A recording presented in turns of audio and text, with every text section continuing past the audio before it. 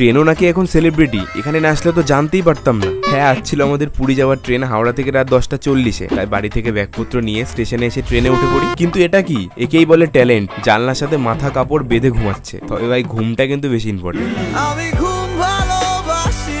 তারপর ট্রেনে করে চলে আসি শিয়ালদা স্টেশনে। তারপর স্টেশনে বাইরে এসে হলুদ প্রিপেড ট্যাক্সি বুক করে হাওড়া ব্রিজের নিচ দিয়ে চলে আসি হাওড়া স্টেশনে। কিন্তু আমাদের ট্রেন কত নম্বরে দেবে? এত বড় স্টেশনের মধ্যে তো প্ল্যাটফর্ম খুঁজে পাওয়াটাই বড় মুশকিল। তারপর অ্যাপসে চেক করে দেখি 23 নম্বরে ট্রেন দেবে। তারপর অনেক খোঁজাখুঁজির পর চলে আসি 23 নম্বর প্ল্যাটফর্মে। ঘড়িতে তো বাজে মাত্র 6:30। এখনো 4 ঘন্টা ট্রেন আসার অপেক্ষা করতে হবে। স্টেশনে বসে কে ওয়েট করবে? যা একটু বাইরে থেকে ঘুরে আসি। তাই আমি আর দেবু মিলে চলে আসি বাইরে। দেবু, হ্যাঁ, পুরী ট্রিপে আমার সঙ্গী, এছাড়াও আরো 11 জন আছে। তারপর একটু স্টেশনে বাইরেটা চক্কর মেরে স্টেশনে আসতেই দেখি এ তো বন্দে ভারত। ভাই সাহ, জীবনে প্রথমবার বন্দে ভারতকে সামনে থেকে দেখছি। তবে এখানে দেখো লোকে সেলফি তোলার ভিড়। বন্দে ভারতও কিন্তু কোনো সেলিব্রিটির থেকে কম কিছু না। ট্রেনে ওঠার আগে যেই ভয়টা পাচ্ছিলাম ঠিক সেটাই হলো। দীর্ঘ 4 ঘন্টা স্টেশনে ওয়েট করে থাকার পর আমাদের ট্রেন ফাইনালি প্ল্যাটফর্মে দিল। এই যে একটা ব্যাগ, এই যে আরেকটা। সত্যি কোথাও ট্রাভেল করতে গেলে এই ব্যাগ টানতে টানতে অর্ধেক এনার্জি শেষ হয়ে যায়। আর দেখো এদিকে শুরু হয়ে গেছে বৃষ্টি। তারপর ব্যাগপত্র নিয়ে হাঁটতে হাঁটতে চলে আসি S4 কামরার দিকে। তারপর ট্রেনে উঠে ট্রেনের সিট খুঁজে পেয়ে ব্যাগপত্র রেখে এবার মিডিল সিটে চলে আসি। তখনই হঠাৎ মনে পড়লো যাই একবার বাথরুমটা দেখে আসি, কারণ সকালবেলা তো ওটাই আমার প্রথমে কাজে আসবে। তারপর অন্ধকার গলি দিয়ে চলে আসি বাথরুমের সামনে। বাথরুমের দরজা খুলতেই দেখি, জানতাম যে ভয়টা পাচ্ছিলাম ঠিক সেটাই হলো। এবার আমাকে শিকল লাগানো মগ দিয়ে চুচু করতে হবে।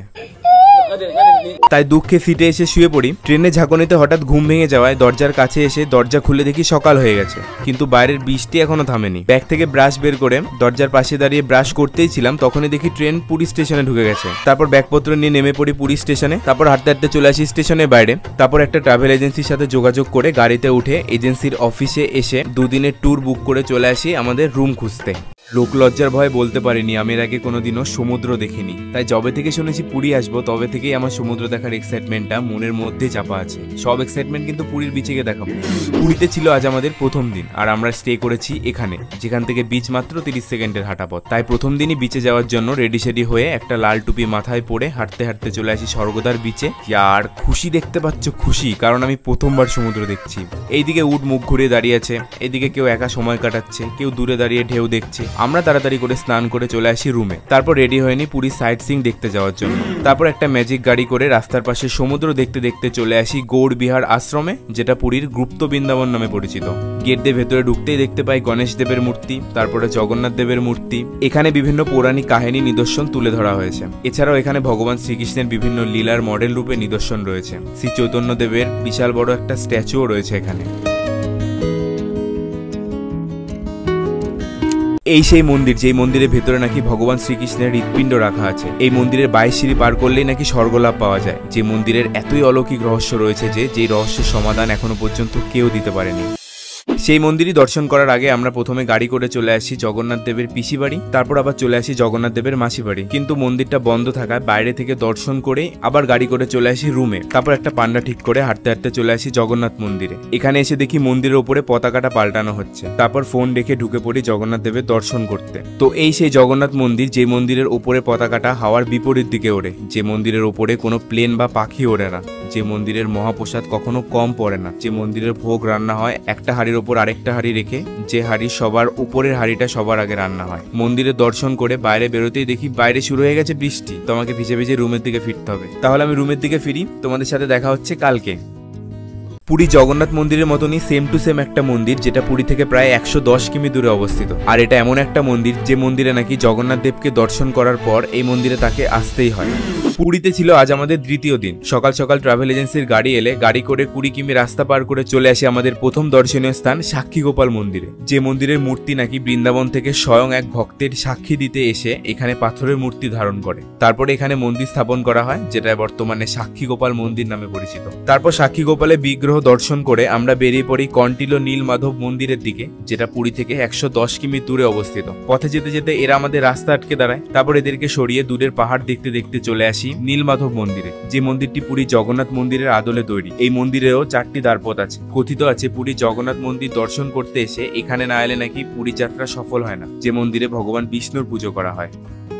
পুরীর বিচে নাকি সাপ ঘুরে বেড়াচ্ছে। এটা যদি সত্যি হয় তাহলে আমার প্রথমবার সমুদ্র দেখার আনন্দটাই শেষ হয়ে যাবে। দীর্ঘ 7 ঘন্টা ট্রাভেল করে রুমে ফিরে এসে ঘরে বসে থাকতে আর ইচ্ছে হলো না, তাই রেডি হয়ে চলে আসি বিচে। তারপর বিচে এসে লাফালাফি দৌড়াদৌড়ি করতে করতে যখন ব্যাপারটা একটু অতিমাত্রায় পৌঁছায় তখন এটা হয়, হাতটা কেটে গেছে। তারপর সমুদ্রে সানসেট দেখে চলে আসি রুমে, তারপর ফ্রেশ হয়ে আবার বেরিয়ে পড়ি। হাঁটতে হাঁটতে চলে আসি বিচের মার্কেট দেখতে। বিচে আসতেই চোখে পড়ে এই মাছগুলোর উপর। এখান থেকে একটা মাছ ভাজা নেওয়া যাক।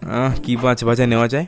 একটা চিংড়ি মাছ নেওয়া যাক। তারপর 1 প্লেট চিংড়ি মাছ অর্ডার দিয়ে নিলাম, যেটা মোটামুটি খেতে। তারপর আবার চলে আসি মার্কেটে, যেখান থেকে এই 4টে চাবি রিং নিই, আর এই শঙ্খটা, আর এই জগন্নাথ দেবের ফটোটা। তারপর চলে আসি রুমে এসে আমি আর দেবো আবার বেরিয়ে পড়ি বাজার করতে। যেহেতু আমরা নিজেরাই রান্না বান্না করে খাচ্ছিলাম তাই বাজার তো করতেই হতো। তাই এখান থেকে সবজি, এখান থেকে চাল ডাল কিনে রুমের দিকে যেতেই ছিলাম তখনই চোখে পড়লো এই গজাগুলোর দিকে। পুরীতে এসেছি যখন গজা না খেলে আবার হয় নাকি? এটা বেশ ভালোই খেতে। যাই আমি ব্যাগগুলো নিয়ে বাড়ির দিকে যাই, দেখা হচ্ছে কালকে সকালে।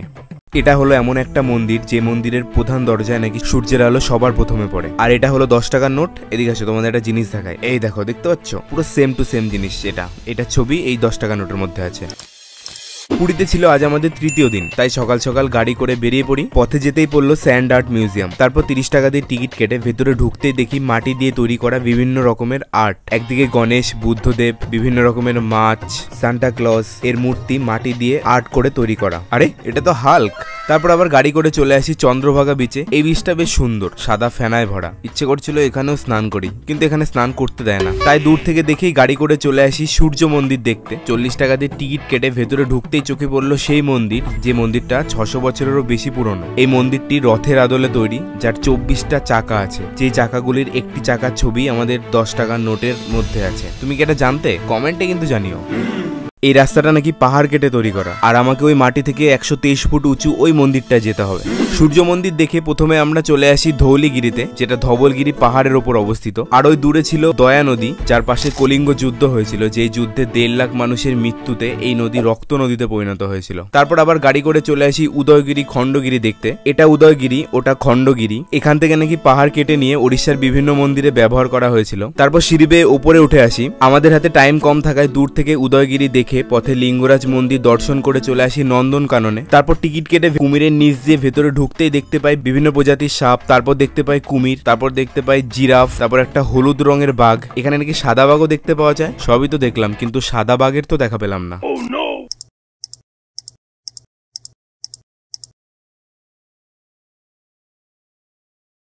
চিল্কা হ্রদে ডলফিন দেখতে আসলে কিন্তু খুব সাবধান। পুরীতে ছিল আজ আমাদের শেষ দিন। যেহেতু চিল্কা ভ্রমণও পুরী সাইট সিইং এর মধ্যে পড়ে, তাই সকাল সকাল গাড়ি করে 40 কিমি রাস্তা পার করে চলে আসি গঙ্গাধরপুর মোটর অ্যাসোসিয়েশনে। তারপর এখান থেকে একটা বোট ভাড়া করে বোটে করে চলে আসি ডলফিনের খোঁজে। বোটে করে যতই এগিয়ে যাচ্ছি ততই শুধু জল আর জল দেখছি চারিদিকে, ডলফিনে দেখার পাচ্ছি না। এরকম ভাবে 2-1 ঘন্টা জলে কাটানোর পর আমাদের নিয়ে আসে এই বিচে। তারপর এখানে এসে আমাদেরকে লাল কাঁকড়া দেখানো হয়। তারপর এই দাদা আমাদের সামনে মুক্তো ও বিভিন্ন পাথরগুলো, এইসব জিনিসগুলো থেকে বের করে দেখাচ্ছিল। এগুলো নাকি সমুদ্রের অনেক গভীরে পাওয়া যায়। তবে এগুলোর আসল সত্যতা আমি জানি না, এগুলো আসল কি নকল সেটা আমি জানি না। তবে এই পাথরটা বেশ আমার পছন্দ হয়েছে, তাই আমি এটা নিয়েছি। তবে তুমি এখানে এলে ডলফিনের দেখা পাবে কিনা জানি না, তবে যদি ডিসেম্বরের দিকে আসো তখন নাকি ডলফিন দেখার চান্স একটু হলেও থাকে। যদি দেখতে পারো তো ভালো, না তো পয়সাটা বেকার। তাই এখানে আসলে খুব সাবধান। পুরীতে এসে আমি সমুদ্র দেখেছি, পাহাড় দেখেছি, জঙ্গলও দেখেছি। তবে এসবের থেকে বেশি যেটা দেখেছি সেটা হলো ভগবান জগন্নাথ দেবকে সামনে থেকে দেখেছি, যে মন্দিরে নাকি স্বয়ং শ্রীকৃষ্ণের হৃদয় রাখা আছে। আর এই মন্দিরের রহস্য তো কারোর কাছে অজানা নয়। তাই পুরী ভ্রমণের মূল আকর্ষণ হলো জগন্নাথ দেবকে দর্শন করা। আর তোমরা এই মন্দিরে এলে এখানে অন্যরকমই একটা এনার্জি ফিল করতে পারবে। তাই জীবনে একবার হলেও ভারতের এই 4 ধামের মধ্যে অন্যতম একটা পবিত্র ধাম পুরীতে কিন্তু অবশ্যই এসো। আমরা আমাদের পুরী যাত্রা শেষ করে ব্যাগপত্র গুছিয়ে নিয়ে গাড়ি করে পুরী স্টেশনে এসে 8:15 Puri Howrah superfast express train ধরে বাড়ি ফিরে আসি। তবে তোমাদের এই পুরী মিনি অ্যাডভেঞ্চার কেমন লাগলো সেটা কিন্তু একটা সুন্দর কমেন্টের মাধ্যমে জানিও। আর এরকম ভ্লগ ভবিষ্যতে দেখার জন্য এখনই করো সাবস্ক্রাইব।